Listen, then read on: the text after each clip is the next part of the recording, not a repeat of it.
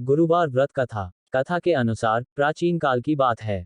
किसी राज्य में एक बड़ा प्रतापी और दानी राजा राज करता था। वह हर गुरुवार को व्रत रखकर दीन दुखियों की मदद करके पुण्य प्राप्त करता था, परंतु ये बात उसकी रानी को अच्छी नहीं लगती थी। वह न तो व्रत करती थी और न ही दान पुण्य में विश्वास रखती थी। इतना ही नहीं, वह राजा को भी ऐसा करने से मना करती थी। एक समय की बात है, राजा शिकार खेलने के लिए वन गए। घर पर रानी और दासी थी। उसी समय गुरु बृहस्पतिदेव साधु का रूप धारण कर राजा के दरवाजे पर भिक्षा मांगने आए। साधु ने जब रानी से भिक्षा मांगी तो वह कहने लगी, हे साधु महाराज, मैं इस दान और पुण्य से तंग आ गई हूँ। आप कोई ऐसा उपाय बताएं जिससे कि सारा धन नष्ट हो जाए और मैं आराम से रह सकूं। इतना सुनकर बृहस्पतिदेव ने कहा, हे देवी, तुम बड़ी विचित्र हो, संतान और धन से कोई दुखी होता है। अगर अधिक धन है तो इसे शुभ कार्यों में लगाओ, कुंवारी कन्याओं का विवाह कराओ, विद्यालय और बाग बगीचे का निर्माण कराओ, जिससे तुम्हारे दोनों लोग सुधरें। परंतु साधु की इन बातों से रानी को खुशी नहीं हुई। उसने कहा कि मुझे ऐसे धन की आवश्यकता नहीं है जिसे मैं दान दूं और जिसे संभालने में मेरा सारा समय नष्ट हो जाए। तब साधु ने कहा, अगर तुम्हारी ऐसी इच्छा है तो मैं जैसा तुम्हें बताता हूं तुम वैसा ही करना। गुरुवार के दिन तुम घर को गोबर से लीपना, अपने बालों को पीली मिट्टी से धोना, राजा से हजामत बनाने को कहना, भोजन में मांस मदिरा का प्रयोग करना, कपड़े धोबी के यहाँ धुलने देना।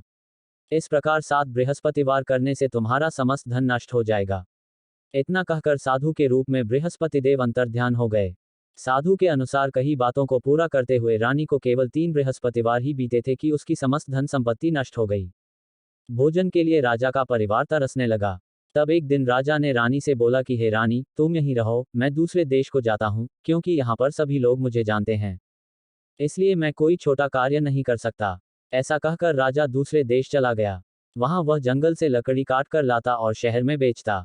इस तरह वह अपना जीवन व्यतीत करने लगा। इधर राजा के परदेश जाते ही रानी और दासी दुखी रहने लगी।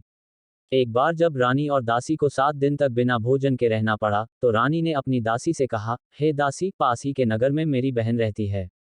वह बड़ी धनवान है। तू उसके पास जा और कुछ ले आ, ताकि थोड़ी बहुत गुजर बसर हो जाए। दासी रानी की बहन के पास गई। उस दिन गुरुवार था और रानी की बहन उस समय बृहस्पतिवार व्रत की कथा सुन रही थी। दासी ने रानी की बहन को अपनी रानी का संदेश दिया, लेकिन रानी की बड़ी बहन ने कोई उत्तर नहीं दिया। जब दासी को रानी की बहन से कोई उत्तर नहीं मिला तो वह बहुत दुखी हुई और उसे क्रोध भी आया। दासी ने वापस आकर रानी को सारी बात बता दी। ये सुनकर रानी ने अपने भाग्य को कोसा। उधर रानी की बहन ने सोचा कि मेरी बहन की दासी आई थी, परंतु मैं उससे नहीं बोली, इससे वह बहुत दुखी हुई होगी। कथा सुनकर और पूजा समाप्त करके वह अपनी बहन के घर आए और कहने लगी, हे बहन, मैं बृहस्पतिवार का व्रत कर रही थी। तुम्हारी दासी मेरे घर आई थी, परंतु जब तक कथा होती है तब तक न तो उठते हैं और न ही बोलते हैं, इसलिए मैं नहीं बोली। बताओ दासी क्यों आई थी? रानी बोली, बहन, तुमसे क्या छिपाऊं, हमारे घर में खाने तक को अनाज नहीं है। ऐसा कहते कहते रानी की आंखें भर आई। उसने दासी समेत पिछले 7 दिनों से भूखे रहने की पूरी बात अपनी बहन को बता दी। रानी की बहन बोली, देखो बहन, भगवान बृहस्पतिदेव सबकी मनोकामना को पूर्ण करते हैं। देखो, शायद तुम्हारे घर में अनाज रखा हो। पहले तो रानी को विश्वास नहीं हुआ, पर बहन के आग्रह करने पर उसने अपनी दासी को अंदर भेजा तो उसे सचमुच अनाज से भरा एक घड़ा मिल गया। ये देखकर दासी को बड़ी हैरानी हुई। दासी रानी से कहने लगी, हे रानी, जब हमको भोजन नहीं मिलता तो हम व्रत ही तो करते हैं, इसलिए क्यों न इनसे व्रत और कथा की विधि पूछ ली जाए, ताकि हम भी व्रत कर सकें। तब रानी ने अपनी बहन से बृहस्पतिवार व्रत के बारे में पूछा। उसकी बहन ने बताया, बृहस्पतिवार के व्रत में चने की दाल और मुनक्का केले की जड़ में अर्पित करें तथा दीपक जलाएं, व्रत कथा सुने और पीला भोजन ही करें। इससे बृहस्पतिदेव और भगवान विष्णु प्रसन्न होते हैं। व्रत और पूजा की विधि बताकर रानी की बहन अपने घर को लौट गई। 7 दिन के बाद जब गुरुवार आया तो रानी और दासी ने व्रत रखा। वह गुड़साल में जाकर चना और गुड़ लेकर आईं। फिर उससे केले की जड़ तथा विष्णु भगवान की पूजा की। अब पीला भोजन की चिंता को लेकर दोनों बहुत दुखी हुईं। चूंकि उन्होंने व्रत रखा था इसलिए बृहस्पतिदेव उनसे प्रसन्न थे। वह एक साधारण व्यक्ति का रूप धारण कर 2 थालों में पीला भोजन दासी को दे गए।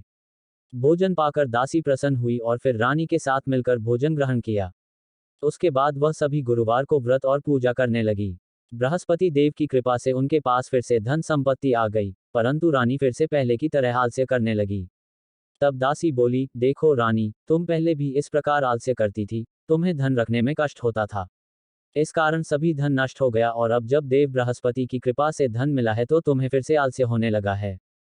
रानी को समझाते हुए दासी कहती है कि बड़ी मुसीबतों के बाद हमने ये धन पाया है, इसलिए हमें दान पुण्य करना चाहिए, भूखों को भोजन कराना चाहिए और धन को शुभ कार्यों में खर्च करना चाहिए। इससे तुम्हारे कुल का यश बढ़ेगा, स्वर्ग की प्राप्ति होगी और पितृ प्रसन्न होंगे। दासी की बात मानकर रानी अपना धन शुभ कार्यों में खर्च करने लगी। इससे पूरे नगर में उसका यश बढ़ने लगा। बृहस्पतिवार व्रत कथा के बाद श्रद्धा के साथ आरती की जानी चाहिए। इसके बाद प्रसाद बांटकर उसे ग्रहण करना चाहिए।